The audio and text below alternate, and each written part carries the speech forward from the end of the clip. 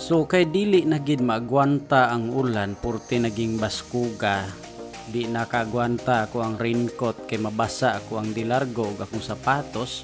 So I decided nga mupahuway usa diri sa may lumina sa Rizal. Unya pagkadugay-dugay mi paspas na pug ko kay murag okay naman. Naabot na pug ko diri unahan sa Rizal. So nanglantaw na lang ko aning kabaw diri baka nga gitugway. Nalingaw na lang ko. Kay di pamanggid masulay ang ulan kay baskog pagid kaayo. So mao ning naglantaw-lantaw lang usa ko sa karsada. Akong gilantaw sa kung orasan alas 7:36 na gikan sa alas 6:50 ko nga migikan no. So kusog gid kayong ulan di na gid maagwanta, makaingon ko nga what if sulayo na lang ni nako. Ug sulayo nako malate pud ko unya basa pa ko. So nakaingon na lang ko nga dire lang sa ako no maghulat-hulat lang sa sa announcement. Mao man gining kasagaran nga bahala og kuana late naman jud ka so magpa-late na lang ka.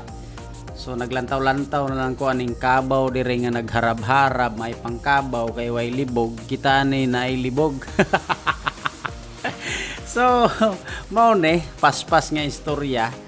Murag na ako desisyon ani nga ako na lang kuha na ako ang raincoat kay murag makadesisyon ko nga mamlite na lang siguro ko. So kaning kuya gini nako rin pasilong misakay na lang siya sa service bus sa iya ka sentral sa Bato.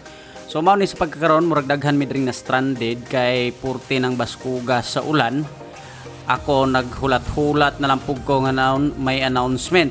So sa wala nagdugay no milantaw ko sa group chat na anay chat dire nga cancel na nakadepende sa lugar kung kuano. So nag-announce naman namong principal nga okay na daw. So ang mga bata papulio na lang if in case nga may kuan ang ulan no mihinay na.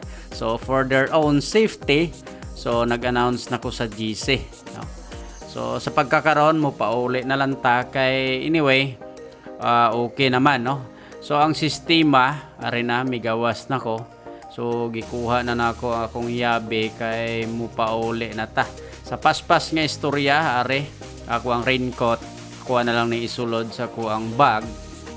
So salamat din no sa nag-comment nga sir para palaging safety i-wear mo ang helmet. So thank you kayo no.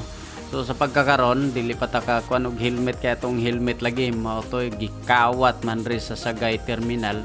So wala na lang ko nagkuan no kay anyway base kinahanglanon gi kayo niya ang helmet.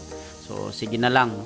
Maka budget ta pohon mo palit na lang pud tag helmet. So nag-invest gid akong helmet Evo gito kung gipili pero sige lang no kay unsaon nga nainteresan man nato ang helmet so iyaha na lang to.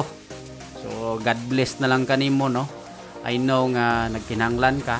So ako nagkinahanglan man pug ana mao ganing nga invest ko pero sige na lang imuha na lang na kabay pa nga makagamit ka na ka safety kasi imong pag-travel. Before ko mo end sa kuang video no, salamat sa kanunay ninyo nga suporta labi na gid ning atong nasundan ron nga nangayog stickers.